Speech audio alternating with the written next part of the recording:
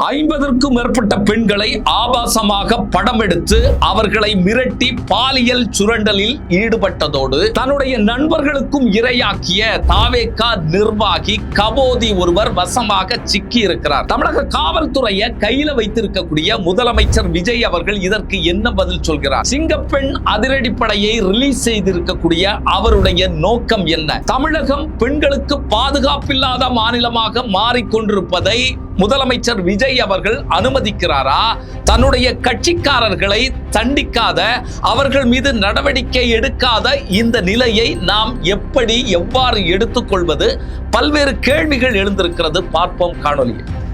தமிழக பெண்களுக்கு ஒரு பிரச்சனைனா, குழந்தைகளுக்கு ஒரு பிரச்சனைனா எனக்கு நெஞ்சம் தாங்காது, கண் கலங்கிவிடும் என்று உணர்ச்சி பூர்வமாக மேடைகள்ல கண்ணீர் சிந்தக்கூடிய மக்களை தன்வசப்படுத்தக்கூடிய பேச்சுக்களை அவிழ்த்து விட்டு கொண்டிருக்கக்கூடிய தமிழக முதலமைச்சர் விஜய் அவர்கள் இங்கே நடந்து கொண்டிருக்கக்கூடிய இந்த பாலியல் அத்துமீறல்களுக்கு, தொந்தரவுகளுக்கு, பிரச்சனைகளுக்கு என்ன பதிலை வைத்திருக்கிறார்? அவருடைய நடவடிக்கை என்ன அப்படிங்கிற மிகப்பெரிய கேள்விகள் எழுந்திருக்கிறது. அதாவது இங்க நடக்கக்கூடிய பிரச்சனைகளுக்கு முதல் முற்று காரணமாக இருக்கிறது தாவேகா கட்சியை சார்ந்தவர்கள்.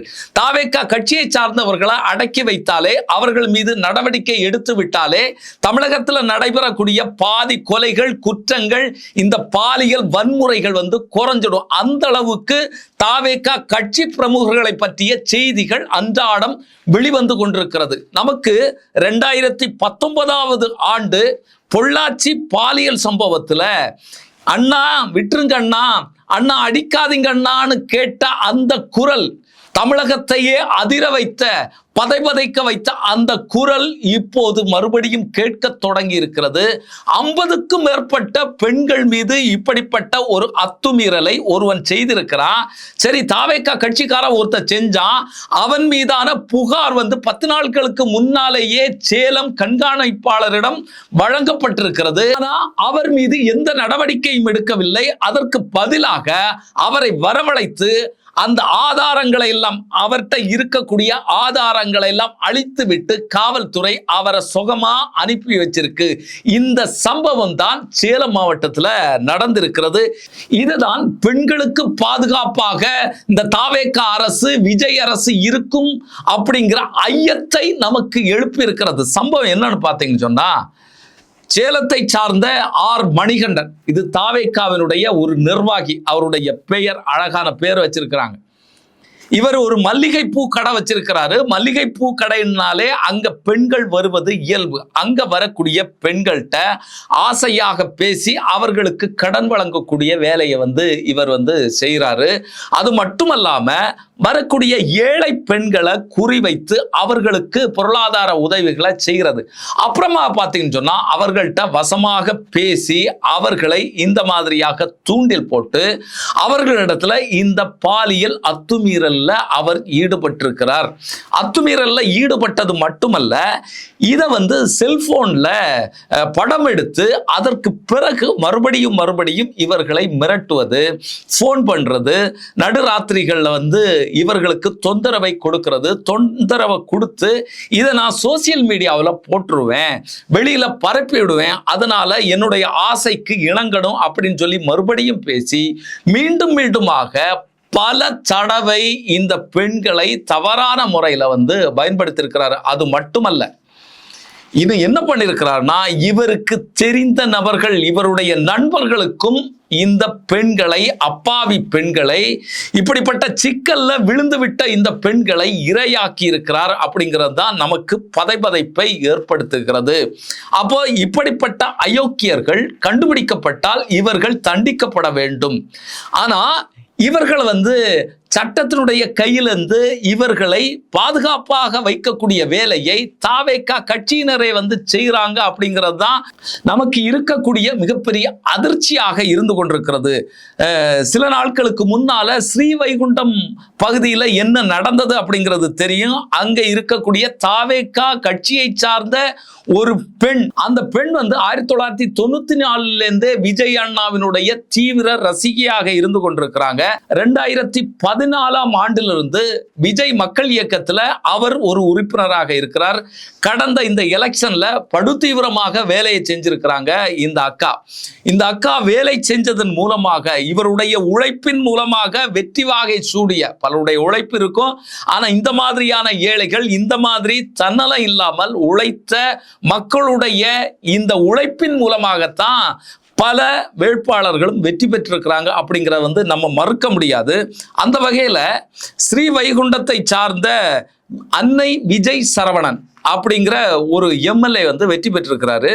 இவருடைய கையாளாக, இவருடைய அடிவருடிகளாக இருக்கக்கூடிய 2 நபர்கள், அவர்கள் தூத்துக்குடி மாவட்டத்தை சார்ந்த இளைஞரணி பொறுப்பாளராக இருக்கக்கூடிய பாலமுருகன் அவர்கள் ஒருத்தர், இன்னொருத்தர் பார்த்தீங்கன்னு சொன்னா ராமநாதபுரம் மாவட்டத்தை சார்ந்த தாவைக்கா நிர்வாகி, அவருடைய பெயர் ஜெயபால். இந்த 2 பேரும் அக்கா உங்களுக்கு நாங்க புஷி ஆனந்திட்ட சொல்லி, புஷி ஆனந்த் விஜய் அண்ணா கிட்ட பேசி உங்களுக்கு வேலை வாங்கி தருவோம் அப்படின்னு சொல்லி கார்ல அழைச்சிட்டு போயிருக்கிறாங்க. கார்ல அழைச்சிட்டு போய் ஒரு சூழ்நிலையை பயன்படுத்தி இவங்களை ஒரு லாட்ஜுக்கு கூட்டிட்டு போய் மயக்க மருந்து கொடுத்து இவர்களிடத்துல பாலியல் அத்துமீறலில் ஈடுபட்டிருக்கிறார்கள்.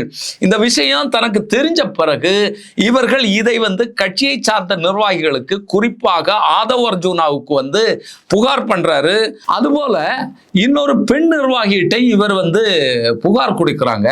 ஆதவ் அர்ஜுனா சொல்றாரு, நிச்சயமாக அவர்கள் மீது நாங்க நடவடிக்கை எடுப்போம் அப்படிங்கறத சொல்றாரு. ஆனா எந்த விதமான அணக்கமும் இல்லை. இது மெயின்ஸ்ட்ரீம் மீடியாக்கள்ல ஊடகங்கள் இதை பற்றி பெரிதாக பேசிய பிறகு, இந்த பிரச்சனை பூதாகரமான பிறகு இந்த 2 நபர்கள் மீதும் காவல்துறையினர் நடவடிக்கை எடுக்கிறாங்க. அவர்களை கைது செய்தார்கள். இப்படித்தான் இந்த ஆட்சி நடைபெற்று கொண்டிருக்கிறது.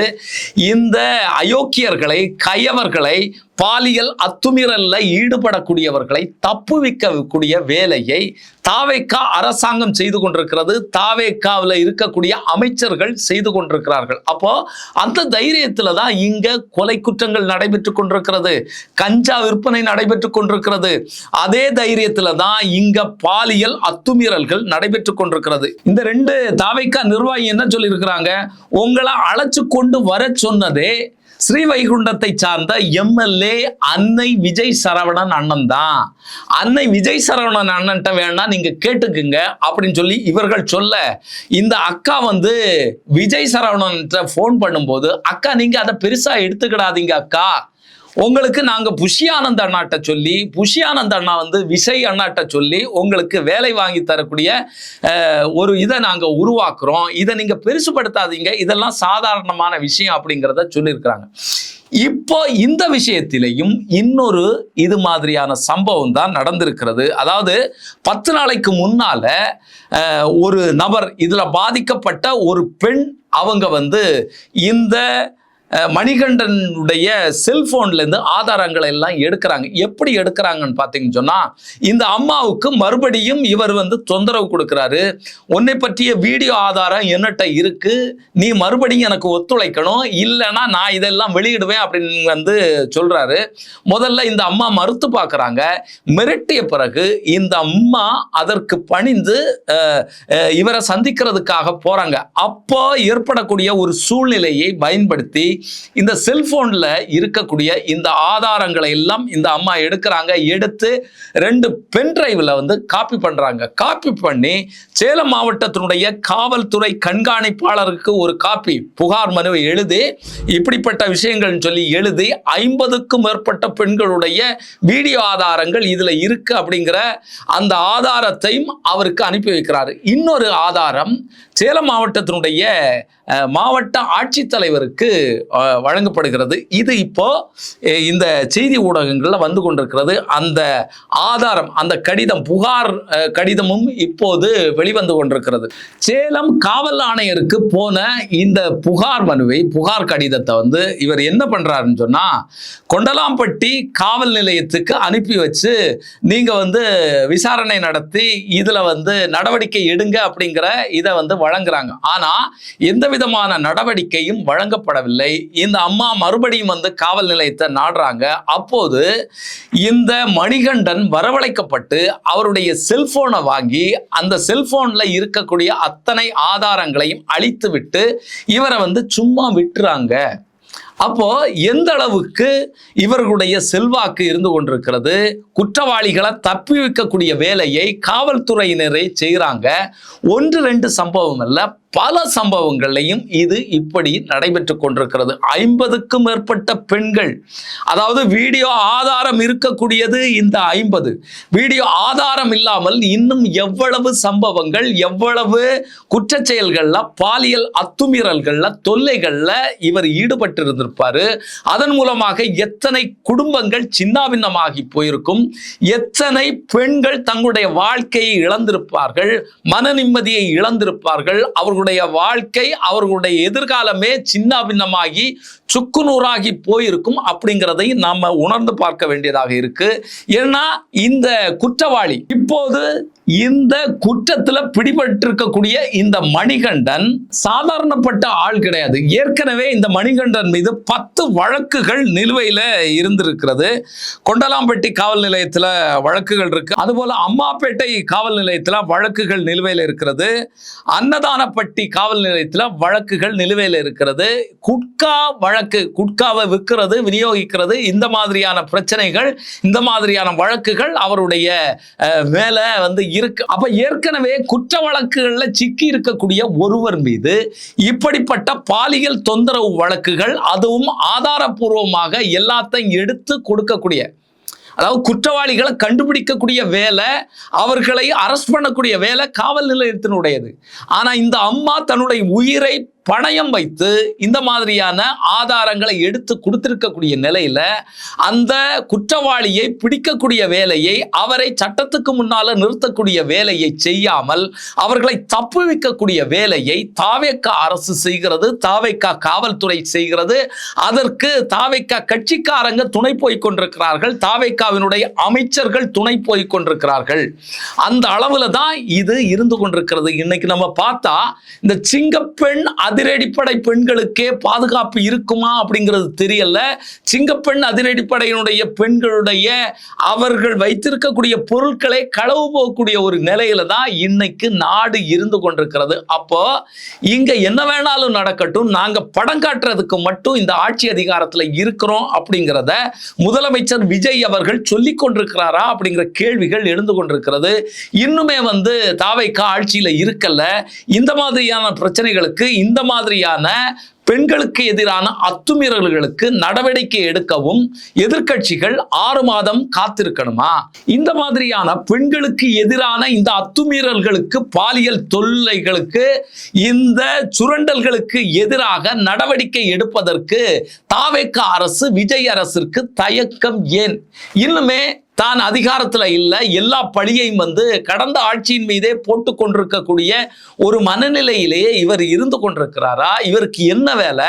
காலையில கிளம்பி அலுவலகம் வருவது போல சாப்பாடும் கொண்டு சாப்பிட்டுட்டு கிளம்பக்கூடிய வேலை தான் இவருடைய வேலையா?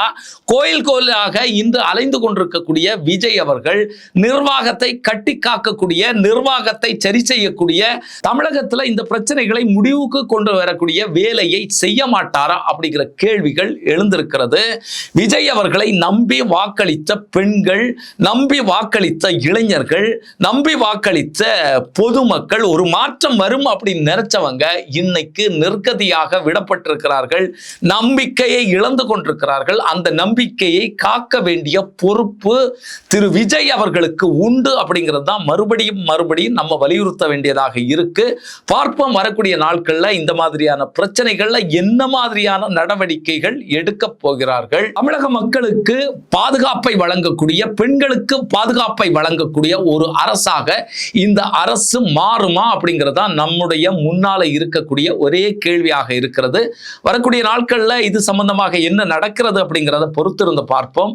இன்னொரு காணொலியில் சந்திப்போம். அதுவரை நன்றி, வணக்கம்.